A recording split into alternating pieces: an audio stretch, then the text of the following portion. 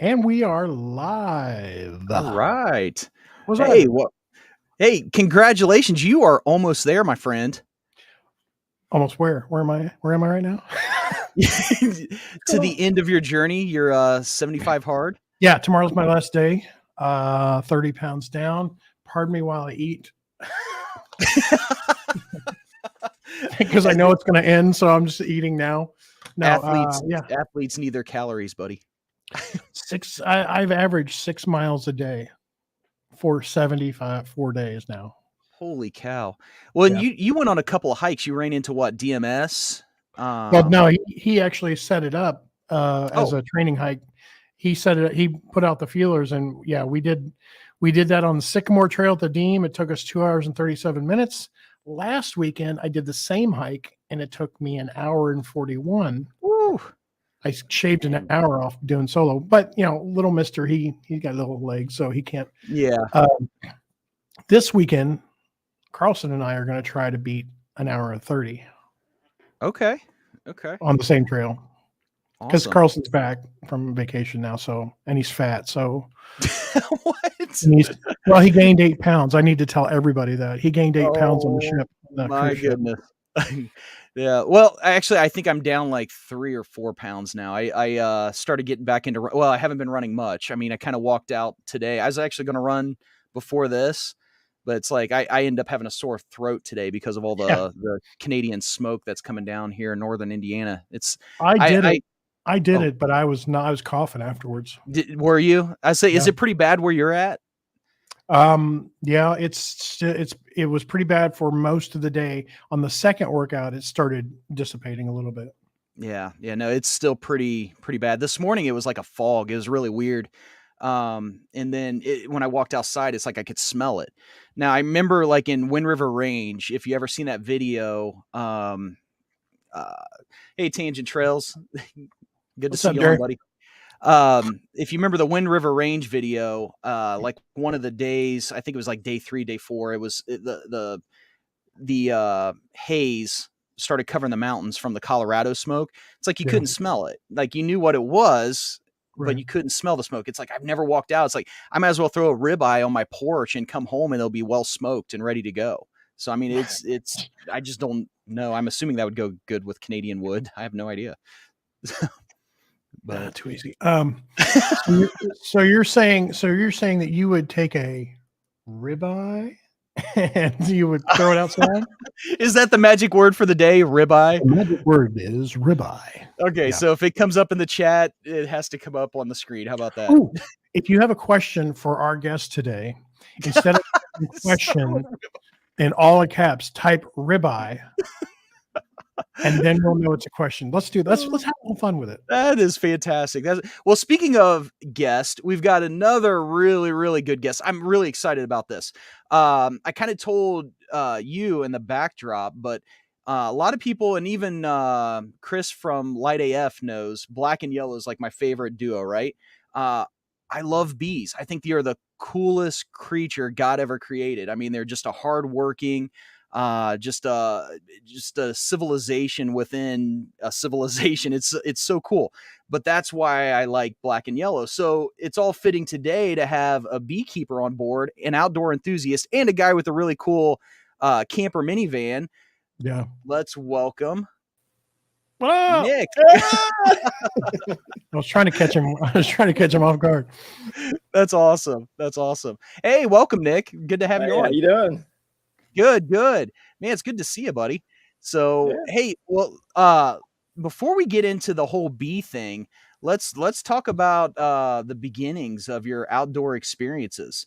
So, let's go back to the beginning. So, were you like a hunter? Did you like just an outdoors enthusiast? I mean, where did you start? I've just always been an outdoor type person. My grandparents always brought me up camping and fishing and whatnot. So it just kind of stuck with me. And I've always just been kind of a day hiker until, I don't know, 6 or 7 years ago is when I got into backpacking and just, what was your first backpack? Red River Gorge. Your actual pack. What was your first pack? Oh, my first pack was an Osprey Atmos 65. Okay. That was a lot of people's first packs. Yeah. Big honking thing. But it's I still have comfortable. it. Huh? But it's a very comfortable pack. It is. It is. My only issue is it's almost a little stiff. But as far as comfort, yeah, it's pretty comfortable.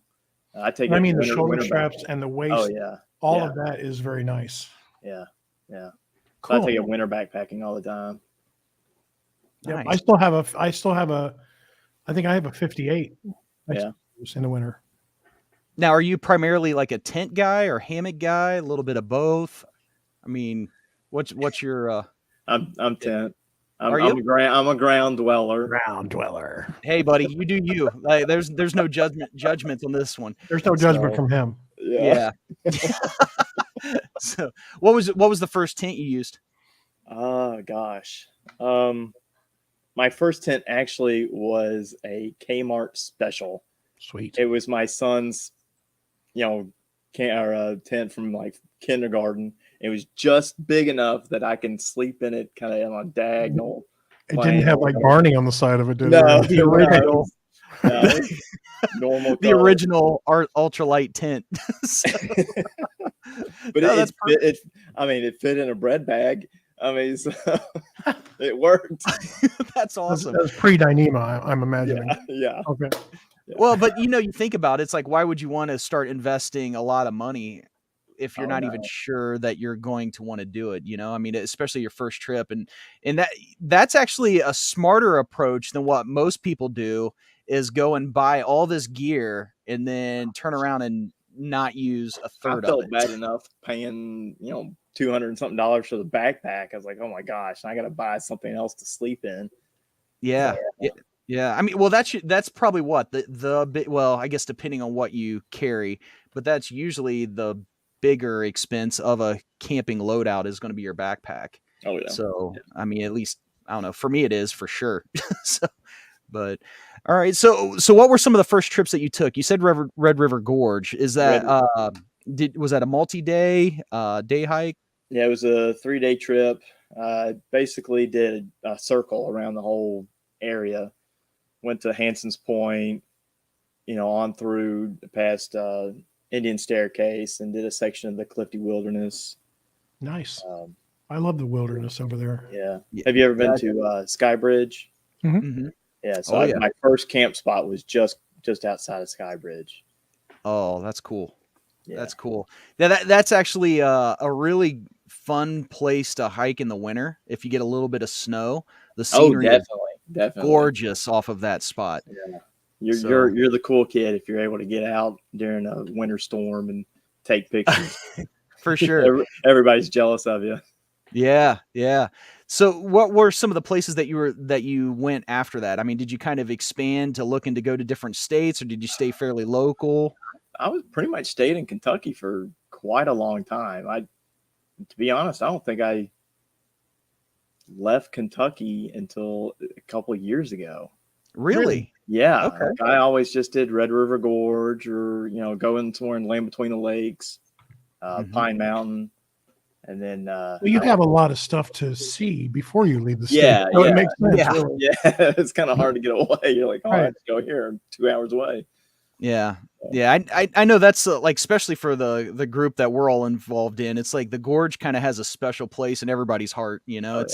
I mean, we all go out west or out east or north or whatever, but there's just something about going and meeting up with everybody down in the Gorge and hanging out with a campfire. It's just a really, really special place. Yeah, so what was probably one of your favorite places to go see outside of Kentucky? Smokies? No. Well, yeah, it's definitely the Smokies, but Okay. The UP. Oh, Okay. Yeah, Okay. I've not even been up there. Second week of October. Okay. That's the time to go. Nice. Oh yeah, oh gosh, it's so pretty up there.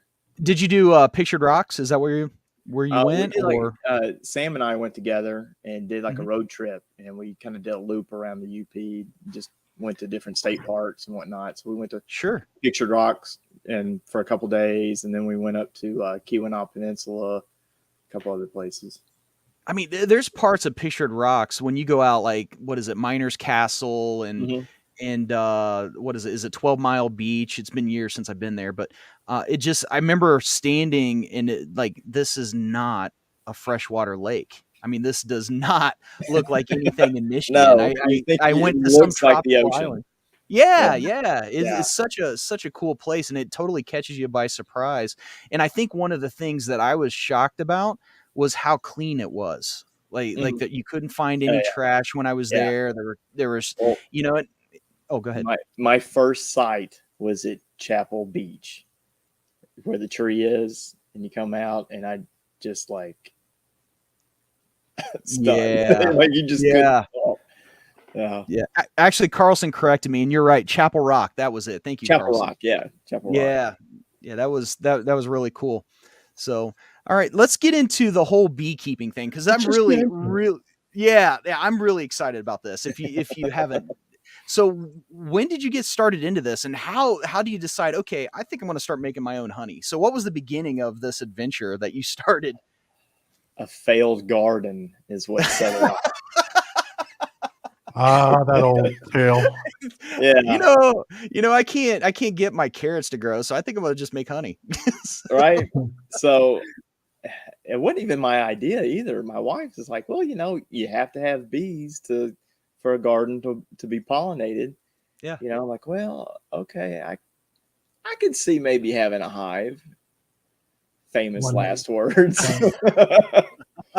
So are you the type of person that when you research something or whenever you get ready to do something, you like all up in it? Oh yeah. What's this? Yeah. What's this? Oh, this is cool. Yeah. Is that what happened? Like definitely. Yeah. You put that idea in your head and you're like, Shah. Yeah. If you were to look at my phone and open up YouTube, you'll see cars, you'll see backpacking, and you'll see bees. That's it. I mean, but this is like it to me, like on the outside looking in, it just seems like such a complex system that you have to develop or at least have to be aware of. Maybe I'm wrong. I'm sure the bees do all the hard work, but to me, it just seems like I think the more you tell them what to do, the more you're gonna find out it just ain't gonna happen. Really? Oh yeah. They take care of everything. I mean, you still have to kind of monitor their health and you're kind of inspecting things, but bees do what bees do. So you just kind of let them be a do bumper sticker. Yeah. That's crazy. So how does that work out? You decide I'm going to start a beehive. So what was the beginnings of that situation? Well, you just start looking, I guess. There's a lot of places to buy equipment, so that wasn't really the hard. I guess the hard thing is it's almost like backpacking.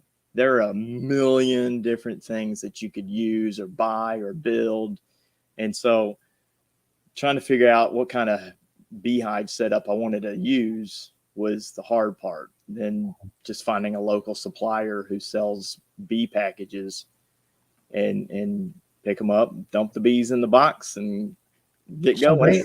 So there are, for lack of a better term, there are bee breeders. There are bee breeders, yes. Really? Yeah, there's people who will breed queen specifically. So they'll take, they'll actually monitor their beehives and they will select genetics and breed the bees for good genetics, like cleaning and just disease, tolerant genetics, and then they'll use that to and breed more bees. Yeah, that's amazing. Amazing. So how do they measure that? Is it basically on appearance or? Yeah, mostly appearance. Like there's tests that they run. Like they'll use like dry ice to freeze comb, and then they'll go back and to see, okay, the bees are not touching it or the bees are cleaning it. Oh, well, the bees are cleaning it. Okay, so they got good work ethic.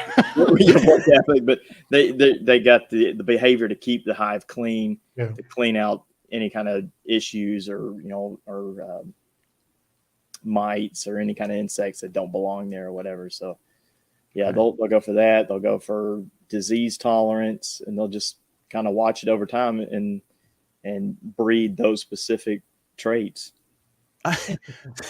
Sloan Yeah, Sloan's got a good Florida. question. So Well, Yeah. How does Well, that work exactly? pretty much, yeah. I mean, yes, there are places like universities that actually will do artificial insemination on bees to get specific Wow. Resume of that traits. person look like?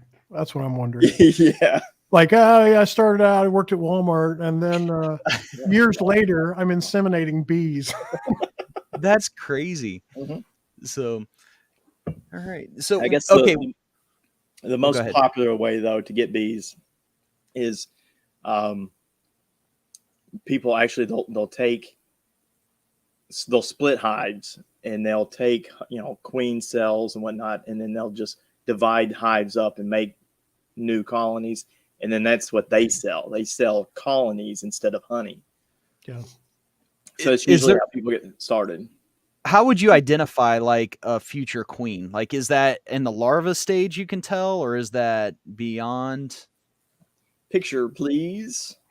Oh, of the Yeah, larva. Yeah. Wow. yeah. You'll see. Well, you see the queen cell. Hold on. Yeah, there's one that's called queen cells. Okay, hold on. I was caught off guard. I was totally caught off guard on that one. Pay attention, sir. He was running so smooth up until today. I The was guy caught gets off. one day away from hitting his goal on 75 hard and he falls apart. So- I'm just a mess, fellas. Sorry. So, just like any other bee, they start as eggs, right? Uh-huh. And when they feel the need to raise a queen, they will start feeding her royal jelly. And most bees, all bees will get royal jelly for a while, for a small period, but then they'll continue feeding her royal jelly, and then they'll shape a cell that's extended, looks like a peanut, and it's just an elongated cell just for her because she is twice as long as a normal bee, and so they need that extra room to develop, and so that's how she develops. But they'll only breed a queen when they need one. Okay. So there's So only they can one actually queen. dictate when they have a queen bee then. Yes, And and that's the that's thing. Most people think, who's in charge of a hive? yeah. Who do you think is in charge? I've always thought a queen. I've always thought the queen was in charge. Nope, it's the workers. What? Yeah, the Oh. workers are in charge. They're the ones that are in. Yeah, so if they feel that she's getting old or getting sick, they'll start. They'll go ahead and they'll build queen cells and have her lay eggs, and they'll start developing queens for her to be replaced. And then she gets voted off the island or what? I mean, is it She's out. what? So if she's starting to fail, they'll go ahead and start raising a new queen, and once that queen hatches, and there's no need for a swarm because the original queen's dying, she'll either die or that new queen will fight her. So is the queen pretty much the Thunderdome. health of the hive? I mean, is that like if they don't have a healthy queen, they Yeah, there you go. So Sorry.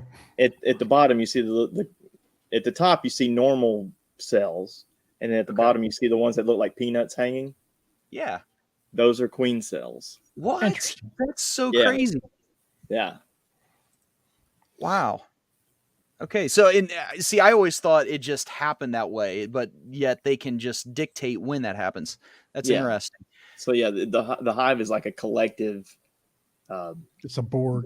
group. Yeah, basically like a Borg. Yeah, it's a collective mind, I guess, is if you want to say it, and so they'll work together and they decide what's going on.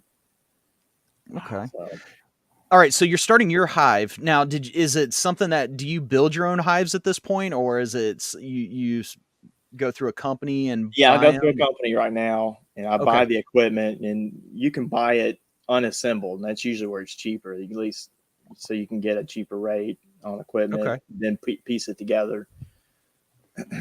But yeah, that's the backpacking part. The equipment is expensive. Yeah, Of course it I is. never would have guessed that. I never Yeah, guessed that because it seems like bees can almost build a hive anywhere, right? I mean, Yeah. like they're very resourceful or whatever.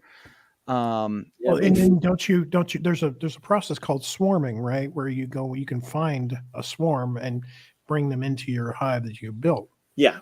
So that's one of the big things I do in the spring is I'll be on Facebook promoting, Smokeybeesnatural. Hey, if you got a swarm in your yard, call me. But so in the spring, when they come out of winter, right, they're starting to build up because they don't build any kind of brood during the winter time. Like, so December, January, there's no egg laying. It's just whatever the queen has raised up through November, and that she stops because there's no source for food. So they don't produce more bees because that's just more mouths to feed. So when they come into the spring, flowers start blooming, more nectar comes in.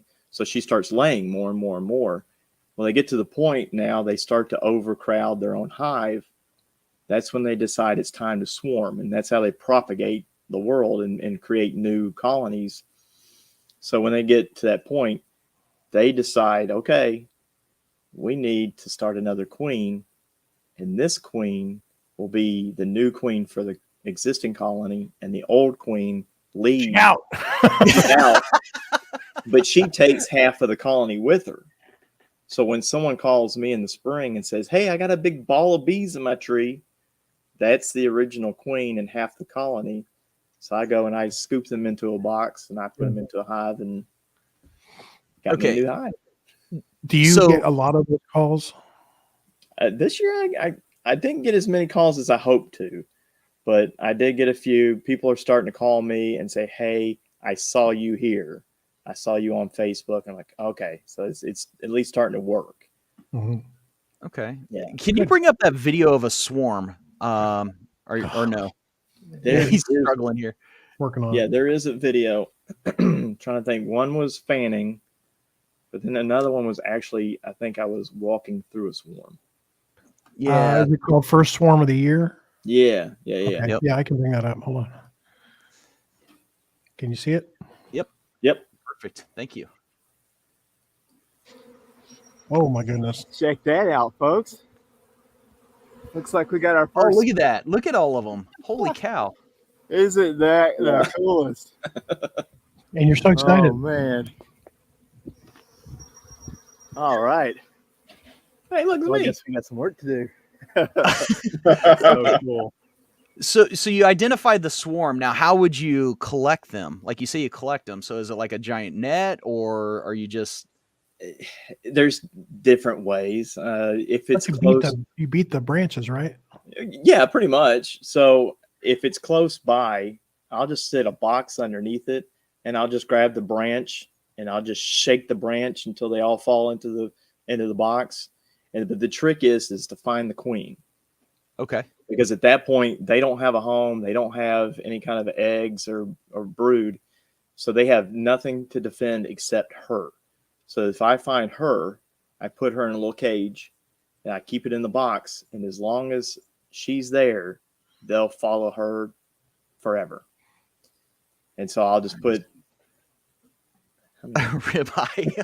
Ribeye. That's awesome. The magic.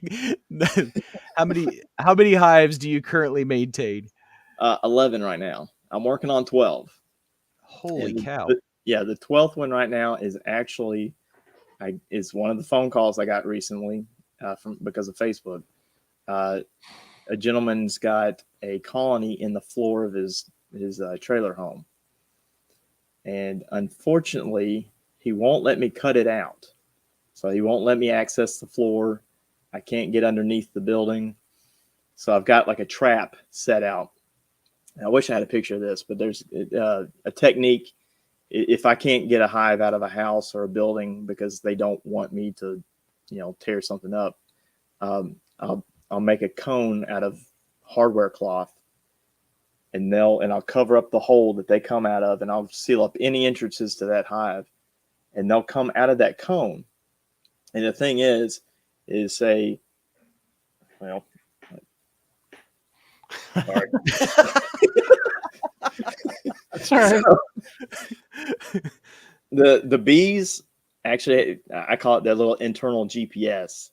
They're fixated on where the entrance to the hive is. So I put this cone over the hive, and when they leave, they exit the cone 2 feet away. All right.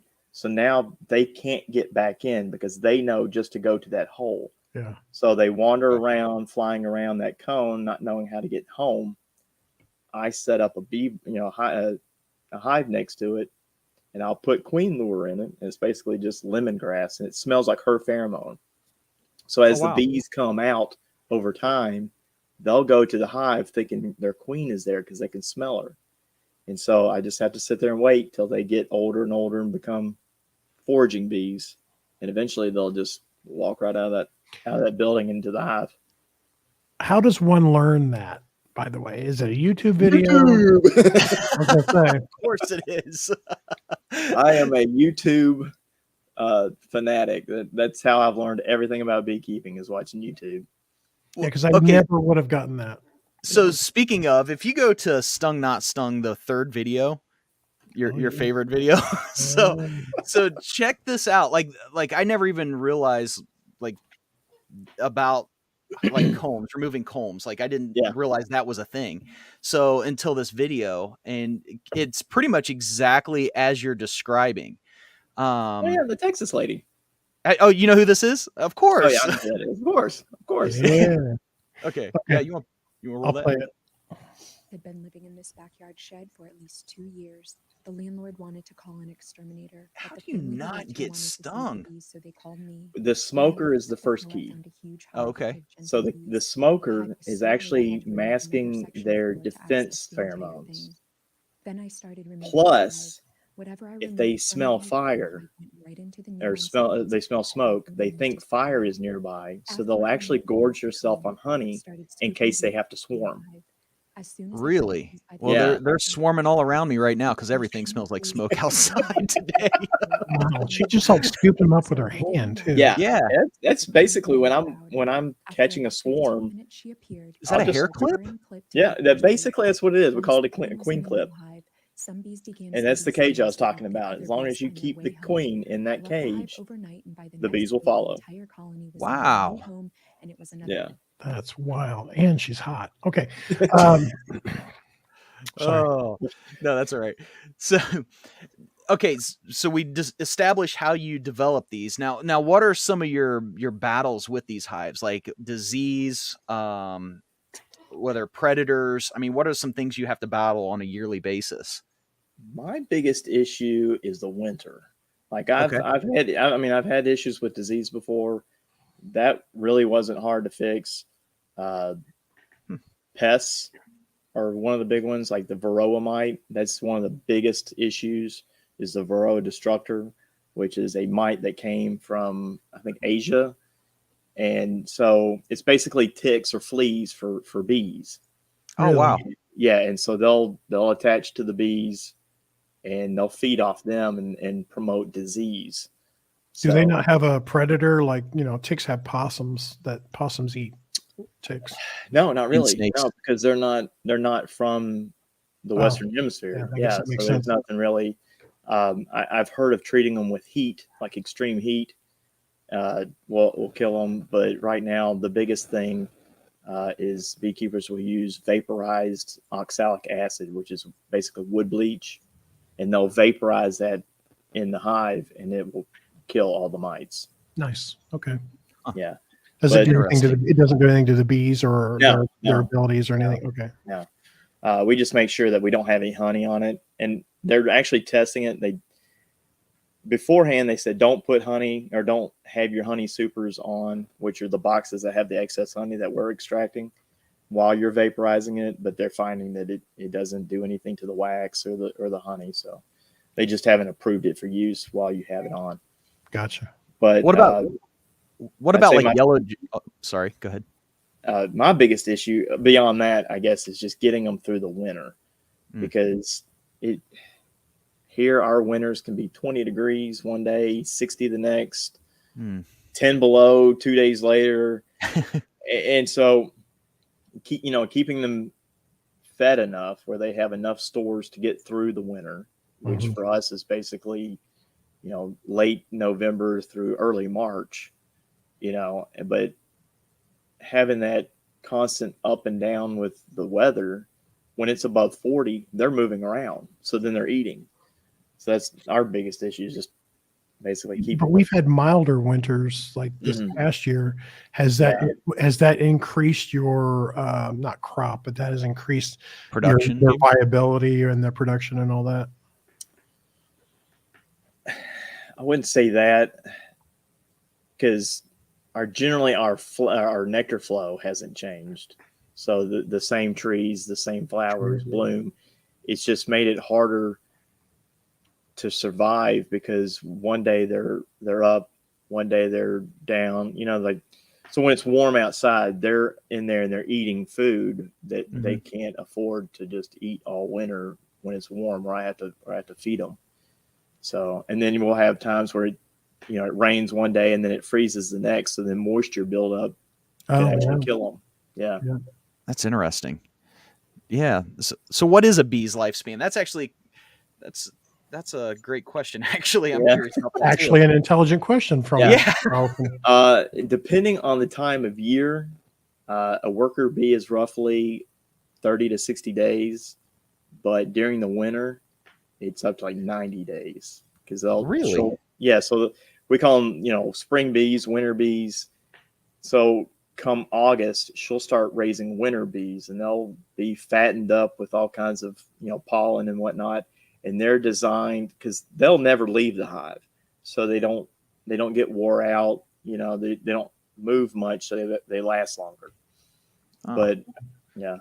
Are they more like weather tolerable or something? I mean, is there something genetically different about them, or they just have a Not different job? necessarily. I think it's just that they don't go outside, and so they're always in the hive, and so they're not really exposed to anything. They're not exposed to anything that and they're not having to work to go find nectar and whatnot. So they're there just basically keeping the hive warm and eating. So they don't do a whole lot. That's a great job. So any issues with Africanized bees in your neck of the woods? I'm not even sure what that is. I'm not 100%. It's basically just a genetic thing. It's mostly, I think, California, New Mexico, into Mexico. There's just super aggressive bees, and that's it. And people actually will keep them. There are actually people that, if you just, I guess they get a bad rap, but if you keep them and maintain them properly, that a lot of people will actually keep them. Really? I guess because they'll different types of bees and breeds will handle weather differently. Plus, they'll actually gather honey more or less. Gotcha. So are there any like what about like wasps and hornets? Are those like natural enemies to bees, or are they pretty much coexist? I mean, we all know about the most murder part, hornet. they just coexist. The only time I ever have any problems with any wasp or yellow jackets is in August, when there's no nectar flow going. So now everybody's desperate for food, and that's when they start fighting. Yeah. Is the murder hornet, is that like something that's to be considered a problem? Or, I mean, obviously I know like the Japanese bees have figured out how to defeat them with their bee ball and stuff like that. Yeah. But I mean, do you see that as an issue maybe for the US? I wouldn't say too much. It's almost kind of fell off the radar. I mean, they still find them and they catch the colonies, but to be honest, I haven't heard about murder hornets in years. Like it came about. Oh my God, it's here! Yeah, it was like 30 seconds. It was like the end of the world. It's like everybody's got COVID and we're all going to die from hornet stings. Yeah, I think that was just more media play, but I mean, it's something to think about and to be concerned about, but it's not as bad as people made it out to be. Well, they don't even look real, too. It's so crazy. I mean, have you ever seen those, Chris? Yeah. Actually bring up that video. let's do the glue board video. This one, Yeah. this one's really, really cool. I found this one fascinating because I don't know. Maybe I'm a Coyote Peterson fan or something. I have no idea, but I thought these things were nuts. Is this But the when one you you're talking look about? yeah, yeah.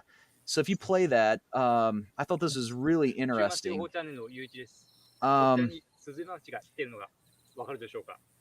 So what he's saying is, Thanks for the. But look at the size of them. Now, Yeah. is that something with the hive? They made it that size so the bees could get in, and the larger hornets can't. Is that? Oh, you're talking about the entrance? Yeah. That's almost a standard size for an entrance. Yeah, you the don't want to size of make my it. thumb. You don't want the entrance big enough for mice or anything to get into it. Okay, so that is for maybe predators, or is it just big enough for the bee? Yeah. And if it was too big, then the bees would probably just not stay. Those Don't guys. so the bees have an interesting way of killing them if they do get in. Don't they? Mhm. They overheat the hive, right? Yeah, they'll ball up on the hornet and they'll heat it up and basically cook Look at it. him. He just tried to snatch that guy running in there. He's like, But "Psych, I'm behind you."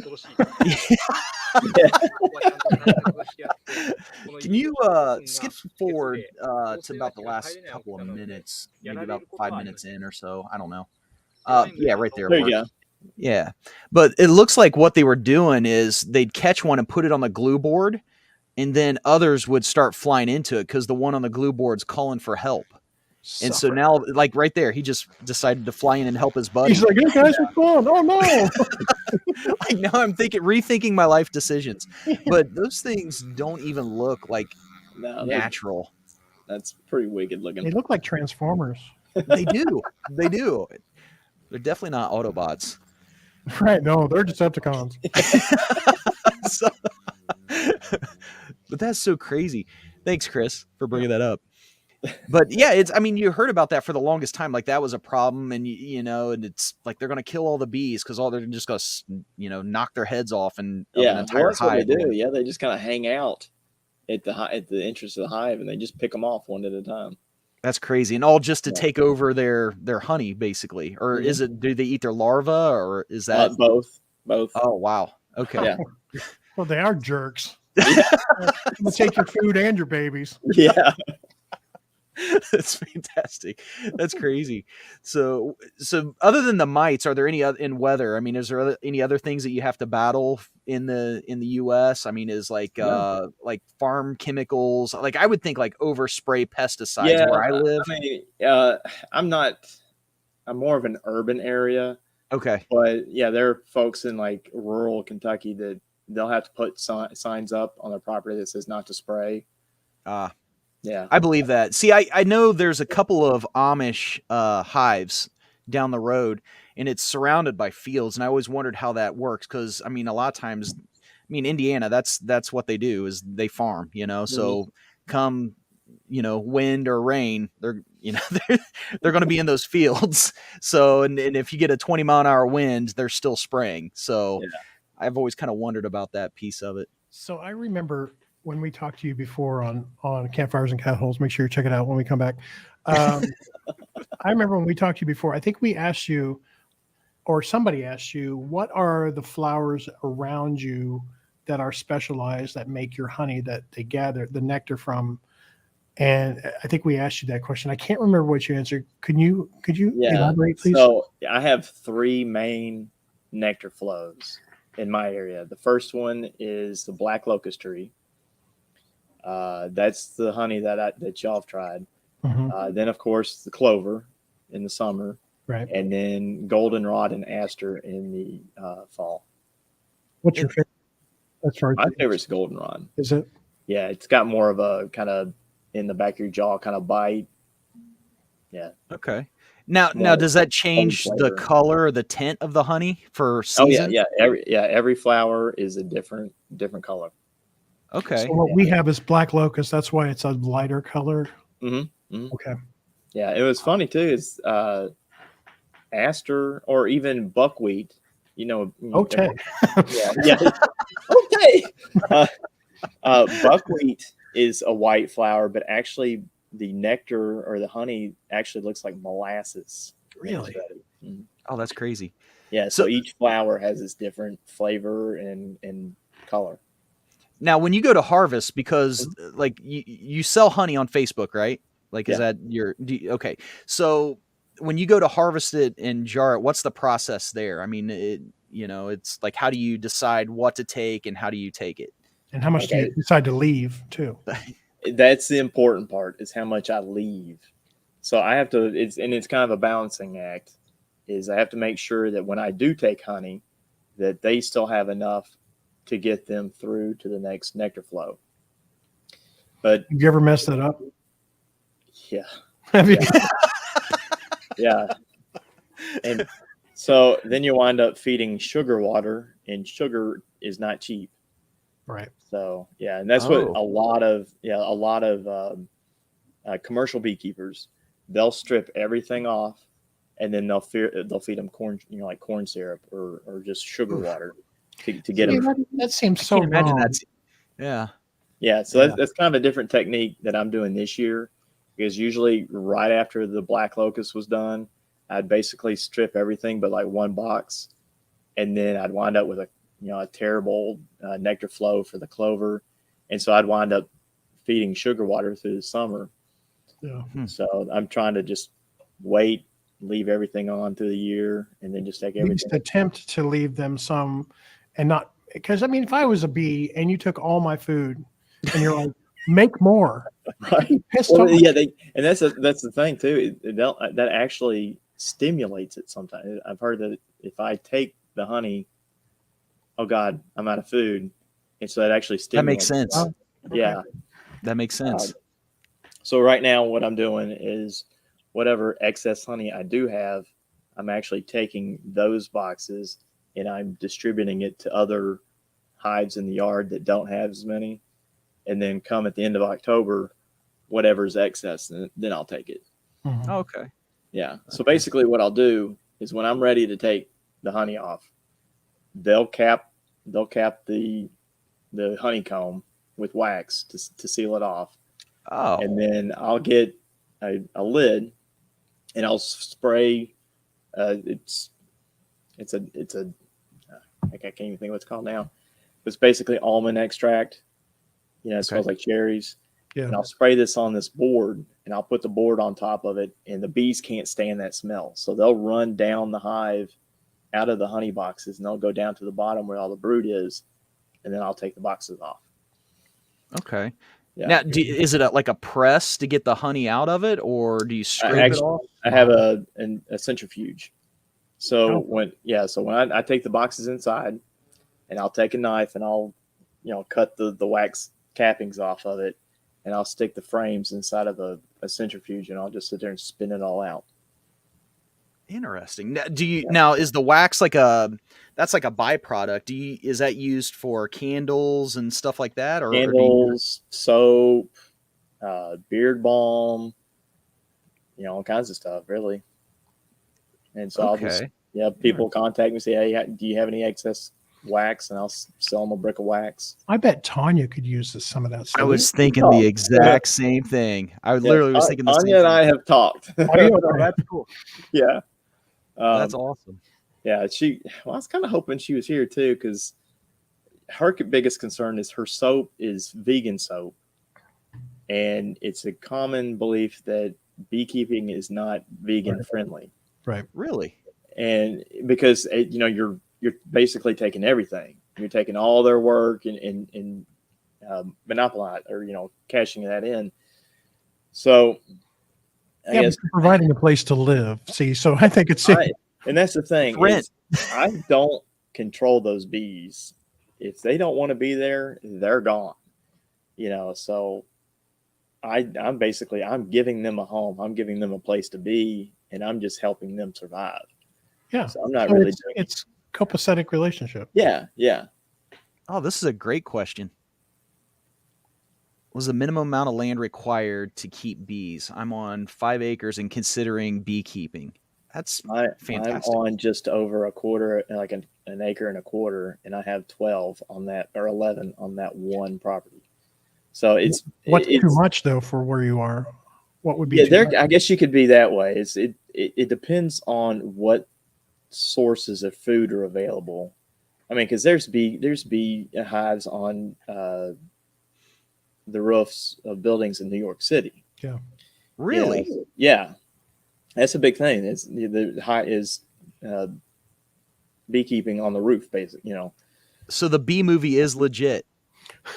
Yeah, yeah, I mean, I never would have thought of that. yeah. So what I do is I have 8 at my house, and then I have 3 at a friend's house, and then I have a list of people that have contacted me. So when I get to a point that I need room, I have their permission, and I'll put beehives on their property. What is that conversation like with your friend when you say, "Hey, man, I'm gonna put some hives where you live"? I mean, how do you have that conversation? They usually come to you. Okay, Yeah, it's that's just, fine. hey, Then. It costs you I'm $3 a interested honey. in bees, but I don't want to be a beekeeper. Yeah. Now, I can help you out. Well, I So- mean, they're completely beneficial. I mean, Yeah. like I said, I mean, I got apple trees, so if there weren't bees pollinating those Mhm. trees, I'd never have apples because I Yeah. mean they're not self-pollinating. So yeah, I mean they're complete. That's why it works out. Like I said, with previously with the Amish neighbor having bees, works out nicely. So I could actually get to a point and I could set up an agreement and I can offer up pollinating services. And so there are folks out here that they'll take their hives and they'll put them on someone's farm, and there'll be some sort of exchange. Yeah. Either I get the honey, or what honey I do get, I get to keep or whatever, or someone pays you per hive to have it on their property. Wow. And that's what they do out west when they have like the almond trees or the blueberries. They pay these commercial beekeepers to load up a flatbed truck, and they pay per hive for so long to have it on their farm. Oh, Well, it that's helps wild. the surrounding area, Mhm. right? Helps everything grow. Yeah. So you could have it on your balcony in your apartment, really. I'm sure your neighbors probably wouldn't appreciate it, but I've read my lease, and I don't think that's available. I don't think that's going to happen. Oh, that's awesome. but yeah, as far as land requirement, I guess you got to check your local laws or whatever, but you don't, because they won't just stay in your yard. That's probably the last place they'll be, because they'll be foraging the area. Yeah. How far do they usually travel, or how far would they travel just to get? I think the max is about 6 miles.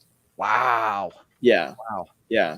And so if I have a hive in my yard and I need to move it somewhere, I literally have to take that hive and move it a minimum of 3 miles to where they can notice the change in the sun's direction, and then they'll stay.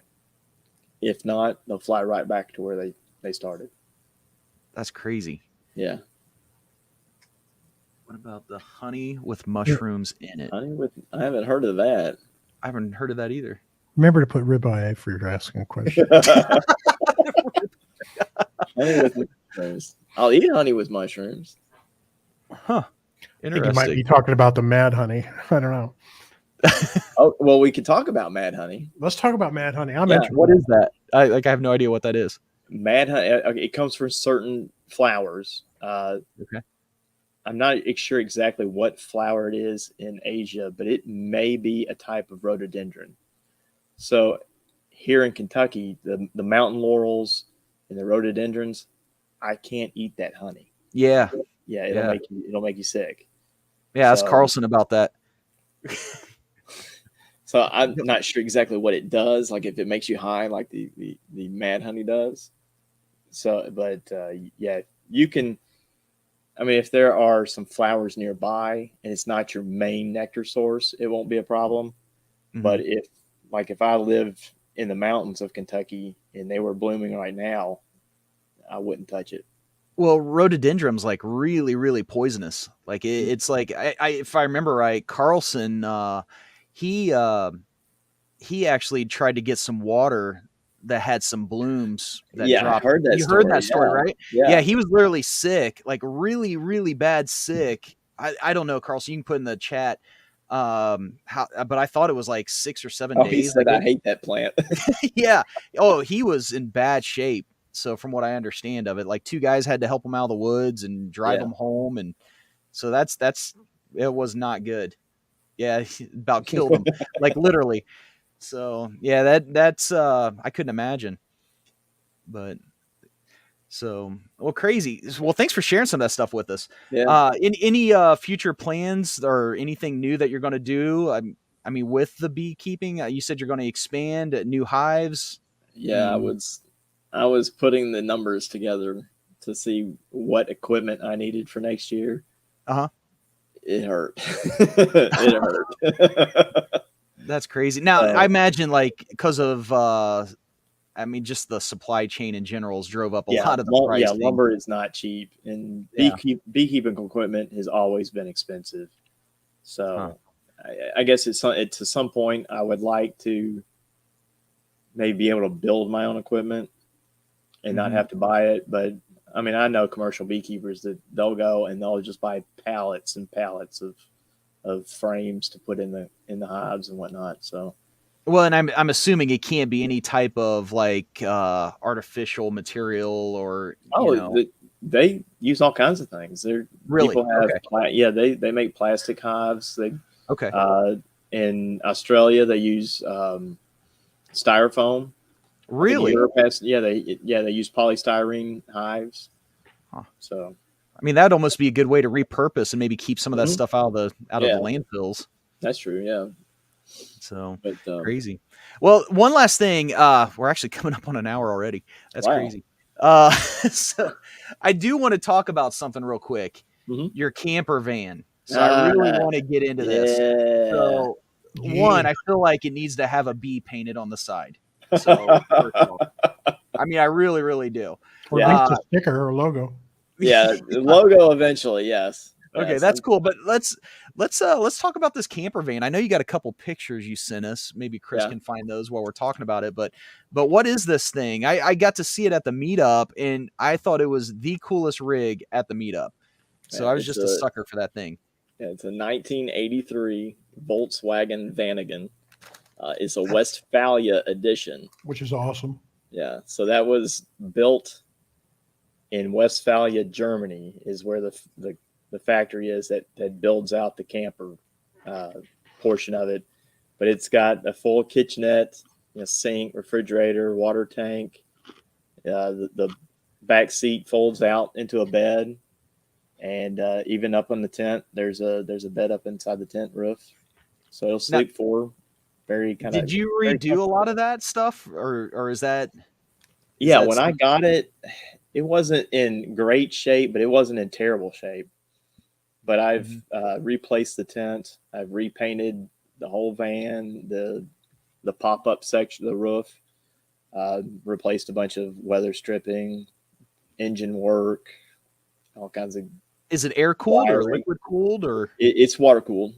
Is it? Okay. Yeah, okay. that was the first year for the water cooled engine. Wow, that's huge. That's actually good, yeah. So that's crazy. So where have you taken it so far, or have you got to do any major trips with it yet, or is it coming? Not yet. Charles Deem was the furthest it's been. Okay. I have done some local stuff. There's a part where that picture was taken was only like 30-40 minutes from my house, but it's still kind of a work in progress. It's one of those things.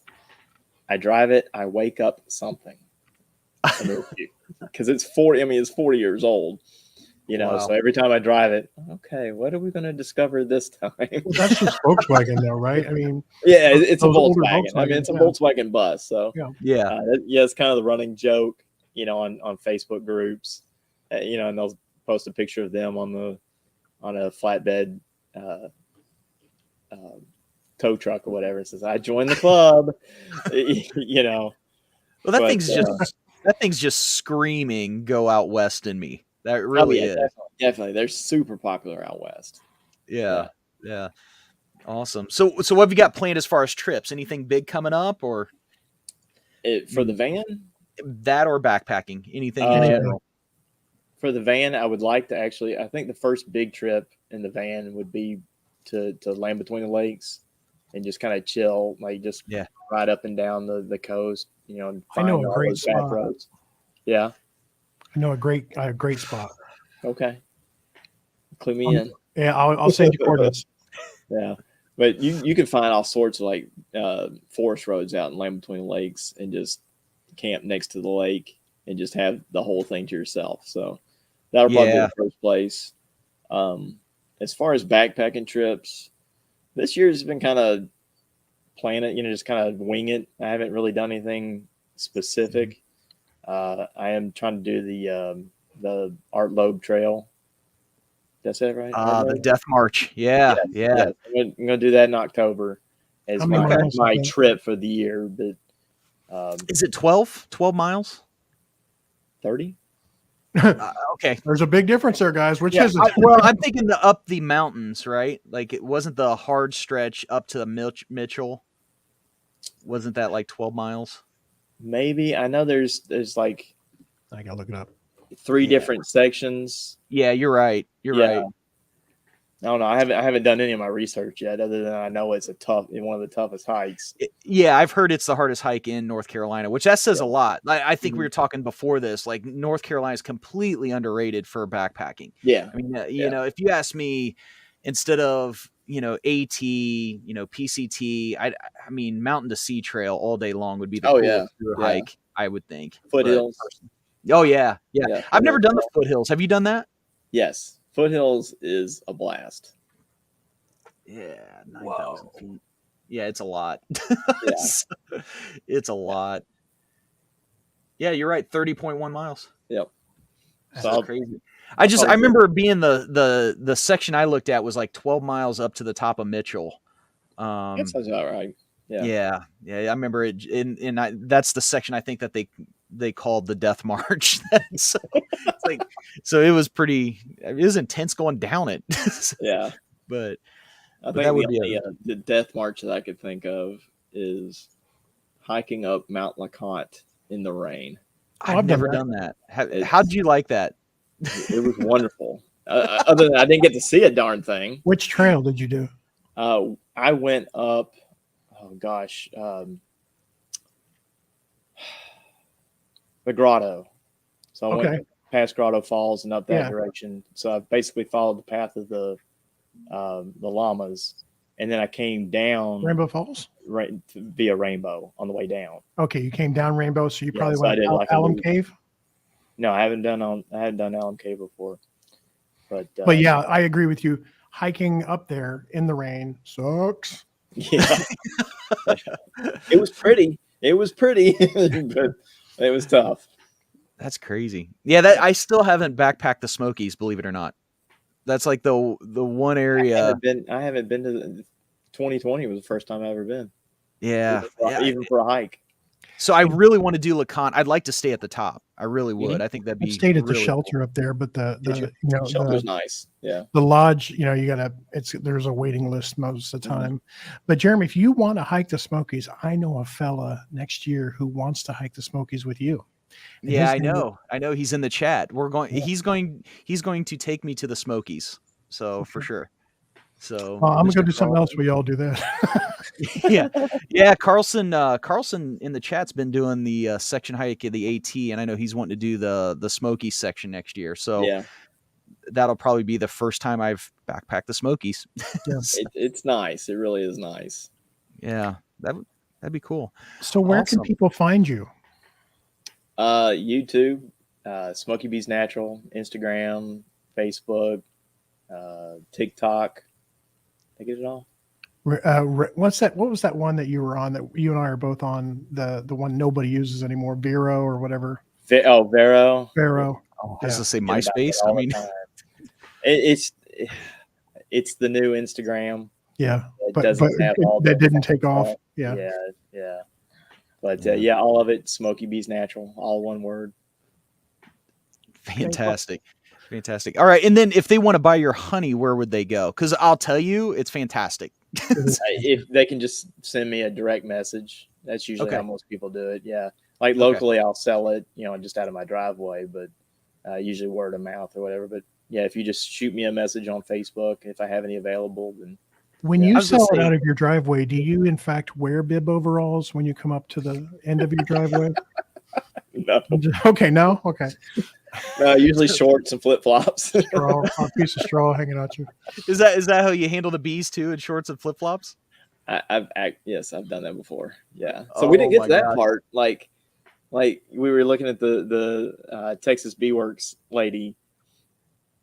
When you have a swarm, they don't have anything to defend, so you can just scoop them up and plop them in a box with your bare hands. Oh, Wow. you can. And yeah, but when I work bees, I'll just wear a veil over my face. I don't wear any kind of suit, gloves. It's actually easier that way. Yeah. Do they get to know you, maybe, or I honestly believe that. Yes. Yes. Like my wife, if it's, the time of the month that ladies have things, she won't, Okay, let's end with that. yeah, she won't go near a beehive. Like they can sense you. Yeah. And so if there's if I'm having a problem, like if I'm stressed, it's done. It's over. Yeah. really? Really? Mhm. Yeah. So they can sense things. So then, do you have to approach the hive in a fake, enthusiastic way? Hello, bees. Yes. You have to Yes, be I like, go, hey up. ladies, how Hello, are you?" bees. Yeah, Talk yeah. to them. I talk sweet to them, and yeah. That's crazy. Like, Yeah. so they're totally in tune with everything going Oh on around. yes.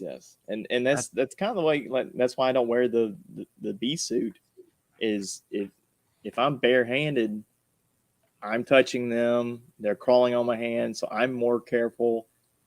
I'm more in tune with what they're doing, Yeah. how they're feeling. You can tell their behavior if it's good or hostile. And so, yeah, if a hive is just not in the mood, I'll just put the lid back on and come back another day. Hive is like an So, ex-wife. so the amount of times you get stung in a year, more or less than 20. More. Is it? I would say if I went a week without getting stung, then that was a good week. Yeah, Wow. but there are times like this past week, one hive probably got me at least a half a dozen times. Oh my gosh. Mm-hmm. Yeah. Ugh. No, And then, good. yeah, I think I'd pass on that too. I'd wear the white suit. So, but awesome. Well, Nick, it's been awesome having you on here. So, Thank you for having me. yeah, for sure. And we'll include the links to all of your social media and your Okay. YouTube. We'll put that in the description. And be sure, if you really, really want to get some phenomenal honey, hopefully he has it available. So, but be sure to message Nick. Yeah, hopefully this October I'll be all stocked up. Yeah. Look for the guy in overalls. I will be. Yeah, Oh, October I'm hoping 1st. to I'll be bring some to messaging the you. meetup. Yes, absolutely. So fantastic. Well, thanks for coming on. And if you'll stand back in the green room for a little bit, and we'll get back with you while we close this down. All right. Yep. Thanks, man. Thank you. What a cool guy. What a really, I really have cool never guy. talked this much about bees in my life. I told you, I'm obsessed. That's why everything I do is black and yellow. I just think they are the coolest creature on God's planet. So, I mean, just you have land. Why aren't you doing it? I don't think they're that cool. I feel like I'd get stung a lot. No, honestly, I'd never even thought about it. I mean, I don't know. I don't even finish sewing my hammocks that people want. So I probably wouldn't do a good job taking care of bees. But just like everything else that you do, if you looked into it and you started it, then you would end up having 12 hives right away.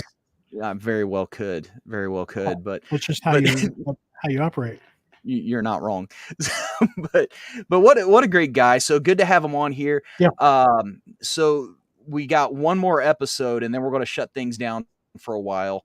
We're looking at potentially the 5th of July. We're having Banana Ron. And if you have not seen his YouTube, please go check it out. It is the coolest YouTube. He drove from the West Coast to the East Coast on nothing but, did you really just sneak a Dorito? Sorry. It's fantastic. But if you check out Banana Rod, he drove a Raptor from the West Coast to the East Coast on nothing but dirt roads.